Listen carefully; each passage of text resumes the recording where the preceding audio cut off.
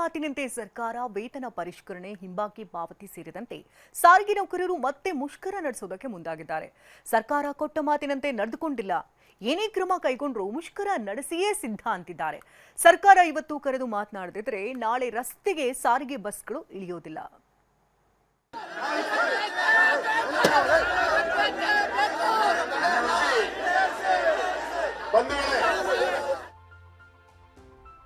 ವೇತನ ಪರಿಷ್ಕರಣೆ, ಹಿಂಬಾಕಿಗಾಗಿ ಸಾರಿಗೆ ನೌಕರರ ಪಟ್ಟು. ಸರ್ಕಾರದ ಜೊತೆಗಿನ ಮಾತುಕತೆ ವಿಫಲ, ಮುಷ್ಕರಕ್ಕೆ ನಿರ್ಧಾರ. ನಾಳೆಯಿಂದ ಕೆಎಸ್ಆರ್ಟಿಸಿ, ಬಿಎಂಟಿಸಿ ಬಸ್ಗಳು ರಸ್ತೆಗಿಳಿಯೋದಿಲ್ಲ.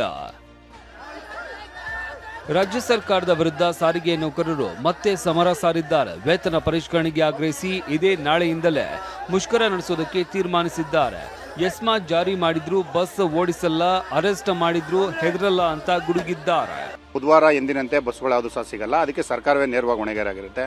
ಎಸ್ಮಾ ಜಾರಿ ಮಾಡ್ತಕ್ಕಂಥದ್ದು, ಪೊಲೀಸ್ ಬೆದರಿಕೆ ಆಗ್ತಕ್ಕಂಥದ್ದು, ಸರ್ಕಾರವನ್ನು ಬಳಸ್ಕೊಂಡು ಕಾರ್ಮಿಕರನ್ನ ಹತ್ತಿಕ್ಕತಕ್ಕಂಥ ಕೆಲಸ ಮಾಡ್ತಕ್ಕಂಥದ್ದು, ಮತ್ತೆ ಈಗ already no work no pay ಮಾಡ್ತಕ್ಕಂಥದ್ದು. ಸಾರಿಗೆ ನೌಕರರನ್ನ ಕಾರ್ಮಿಕ ಇಲಾಖೆ ಆಯುಕ್ತ ದಿನೇಶ್ ಕುಮಾರ್ ಸಭೆಗೆ ಆಹ್ವಾನಿಸಿದ್ರು. ಬೆಂಗಳೂರಿನ ಬನ್ನೇರುಘಟ್ಟದ ಕಾರ್ಮಿಕ ಭವನದಲ್ಲಿ ಸಭೆ ನಡೆಯಿತು. ಕೆಎಸ್ಆರ್ಟಿಸಿ, ಬಿಎಂಟಿಸಿ ಸೇರಿದಂತೆ 4 ನಿಗಮಗಳ ಪ್ರತಿನಿಧಿಗಳು, ಜಂಟಿ ಕ್ರಿಯಾ ಸಮಿತಿ ಹಾಗೂ ಸಾರಿಗೆ ನೌಕರರ ಸಂಘಟನೆ ಮುಖಂಡರು ಭಾಗಿಯಾಗಿದ್ರು. ಆದರೆ ಈ ಸಭೆ ವಿಫಲವಾಗಿದೆ. ಇವತ್ತೇನಾದ್ರೂ ಸಾರಿಗೆ ಸಚಿವರು ಸಭೆ ಕರೆದ್ರು ಚರ್ಚಿಸದಿದ್ರೆ ಮುಷ್ಕರ ಫಿಕ್ಸ್ ಅಂತ ನೌಕರರು ಎಚ್ಚರಿಸಿದ್ದಾರೆ. ಇಡೀ ರಾತ್ರಿ ಕೂತ್ಕೊಳ್ಳೋಕೆ ತಯಾರಿದ್ದೀವಿ. ಸಾರಿಗೆ ಮಂತ್ರಿಗಳ ಲೆವೆಲಲ್ಲಿ ಮತ್ತು ಮುಖ್ಯಮಂತ್ರಿಗಳ ಲೆವೆಲಲ್ಲಿ ಮೀಟಿಂಗ್ ಕರೆದು ಇತ್ಯರ್ಥ ಮಾಡಿದ್ರೆ ನಾವು ಸಮಾಧಾನ ಆಗುವಂಥ ಒಂದು ರೀತಿಯಲ್ಲಿ ಬೇಡಿಕೆ ಇತ್ಯರ್ಥ ಆಯಿತು ಅಂದರೆ ಮುಷ್ಕರನೇ ಇರಲ್ಲ.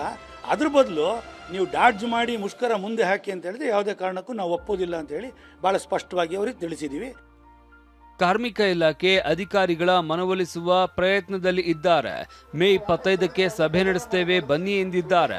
SSLC ರೀ ಎಕ್ಸಾಮ್ ಇದೆ, ಕೆಲ ದಿನ ಮುಷ್ಕರ ಮುಂದೂಡಿ ಅಂತ ಮನವಿ ಮಾಡಿದ್ದಾರೆ. ಆದರೆ ಈ ಮನವಿಗೆ ಸಾರಿಗೆ ನೌಕರರು ಸೊಪ್ಪು ಹಾಕಿಲ್ಲ. ಅವರ ಬೇಡಿಕೆಗಳು ಇಷ್ಟೇ. 25% ವೇತನ ಪರಿಷ್ಕರಣೆಗೆ ಸಾರಿಗೆ ನೌಕರರು ಪಟ್ಟು ಹಿಡಿದಿದ್ದಾರೆ. 12.5% ವೇತನ ಹೆಚ್ಚಳ ಮಾಡಿ ಸರ್ಕಾರ ಆದೇಶಿಸಿದೆ. ಈ ಪರಿಷ್ಕರಣೆಯನ್ನ ಏಪ್ರಿಲ್ 2025ರಿಂದ ಅನ್ವಯವಾಗುವಂತೆ ಮಾಡಿದೆ.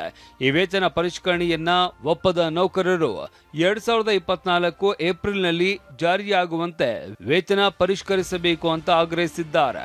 ಹಾಗೆ 26 ತಿಂಗಳ ಹಿಂಬಾಕಿ ನೀಡೋದಕ್ಕೆ ಸರ್ಕಾರ ಆದೇಶಿಸಿದೆ.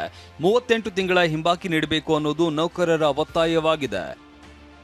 ಹೀಗಾಗಿ ಸರ್ಕಾರ ಮತ್ತು ಸಾರಿಗೆ ನೌಕರರ ತಿಕ್ಕಾಟ ಮುಂದುವರೆದಿದ್ದು ಮುಷ್ಕರ ನಡೆಯೋದು ಫಿಕ್ಸ್ ಆಗಿದೆ. ಪರ್ಯಾಯ ವ್ಯವಸ್ಥೆಗೆ ಮುಂದಾದ ಸಾರಿಗೆ ಇಲಾಖೆ.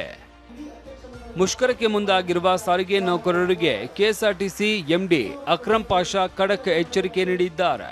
ಮುಷ್ಕರ ಮಾಡುವಂತಿಲ್ಲ, ಮುಷ್ಕರಕ್ಕೆ ಬೆಂಬಲ ಸೂಚಿಸುವಂತಿಲ್ಲ, ಕೆಲಸಕ್ಕೆ ಹಾಜರಾಗದಿದ್ರೆ ವೇತನ ನೀಡಲ್ಲ, ಮುಷ್ಕರದಲ್ಲಿ ಭಾಗಿಯಾಗುವ ಸಿಬ್ಬಂದಿ ವಿರುದ್ಧ ಕ್ರಮ ಕೈಗೊಳ್ಳುತ್ತೇವೆ, ಜೊತೆಗೆ ಸಾರಿಗೆ ಇಲಾಖೆ ಪರ್ಯಾಯ ವ್ಯವಸ್ಥೆ ಮಾಡಿಕೊಳ್ತಿದೆ ಅಂತ ಹೇಳಿದ್ದಾರೆ. ಕನ್ಸಿಲಿಯೇಷನ್ ನಡೀಬೇಕಾದ್ರೆ ಈ ಒಂದು ಮುಷ್ಕರಕ್ಕೆ ಕರೆ ಕೊಟ್ಟಿದ್ದಾರೆ. ಇದು ಕಾನೂನು ಬಾಹಿರ. ಈ ಹಿನ್ನೆಲೆಯಲ್ಲಿ ಈ ಬಾರಿ ಸಾರಿಗೆ ಸಂಸ್ಥೆ ವತಿಯಿಂದ ನಾವು ಕಠಿಣವಾದಂಥ ಕ್ರಮವನ್ನು ಕೈಗೊಳ್ತಾ ಇದ್ದೀವಿ. ಆಪರೇಟ್ ಮಾಡೋದಕ್ಕೆ ಮತ್ತು ಎಲ್ಲ ವಾಹನಗಳನ್ನು ಬಳಸಿಕೊಂಡು ಶಾಲಾ ವಾಹನಗಳಿರ್ಬೋದು, ಖಾಸಗಿ ವಾಹನಗಳಿರ್ಬೋದು, ಸಾರ್ವಜನಿಕರಿಗೆ ತೊಂದರೆ ಆಗಬಾರ್ದು ಎನ್ನುವ ಒಂದು ಉದ್ದೇಶದಿಂದ ನಾವು ಈಗಾಗಲೇ ಈ ಕ್ರಮವನ್ನು ತಗೊಂಡಿದ್ದೇವೆ. ಮುಷ್ಕರ ನಡೆದ್ರೆ 4 ನಿಗಮಗಳಲ್ಲಿ ಲಭ್ಯವಿರುವ 5,000 ತರಬೇತಿ ಚಾಲಕರ ಬಳಕೆಗೆ ಇಲಾಖೆ ನಿರ್ಧರಿಸಿದೆ. ತರಬೇತಿ ನಿರತ ಚಾಲಕರ ಮೂಲಕ ಸಾರಿಗೆ ಸೇವೆ ಒದಗಿಸುವುದಕ್ಕೆ ಮುಂದಾಗಿದೆ. ಅಲ್ಲದೆ ಖಾಸಗಿ ಬಸ್ಗಳ ಮಾಲೀಕರು ಸಂಘದ ಜೊತೆನೂ ಚರ್ಚೆ ನಡೆಸಿದ್ದಾರೆ. ಪ್ರಯಾಣಿಕರಿಗೆ ತೊಂದರೆಯಾಗದಂತೆ ಖಾಸಗಿ ಬಸ್ಗಳನ್ನ ಓಡಿಸುವುದಕ್ಕೆ ಸಾರಿಗೆ ಇಲಾಖೆ ಮುಂದಾಗಿದೆ. ಭದ್ರತೆಗೆ ಪೊಲೀಸ್ ಇಲಾಖೆಯನ್ನು ಜೊತೆಗೆ ಚರ್ಚಿಸಿದೆ. ಈ ಮಧ್ಯೆ ವೇದಾವತಿ ಮತ್ತು ಶ್ರೀಧರ್ ಎಂಬುವರು ಹೈಕೋರ್ಟ್ ಮೆಟ್ಟಿಲೇರಿದ್ದಾರೆ. ಸಾರಿಗೆ ನೌಕರರ ಮುಷ್ಕರ ನಿರ್ಬಂಧಿಸುವುದಕ್ಕೆ ಮನವಿ ಮಾಡಿದ್ದಾರೆ. ಆದರೆ ಇದಕ್ಕೆ ಸಾರಿಗೆ ನೌಕರರು ಸೊಪ್ಪು ಹಾಕಿಲ್ಲ. ಇವತ್ತು ಸಾರಿಗೆ ಸಚಿವರು ಇಲ್ಲ ಸಿಎಂ ಸಭೆ ನಡೆಸಿದ್ರೆ ಅದರಲ್ಲಿ ನಾಳೆ ಬಂದ್ ಭವಿಷ್ಯ ನಿರ್ಧಾರವಾಗಲಿದೆ.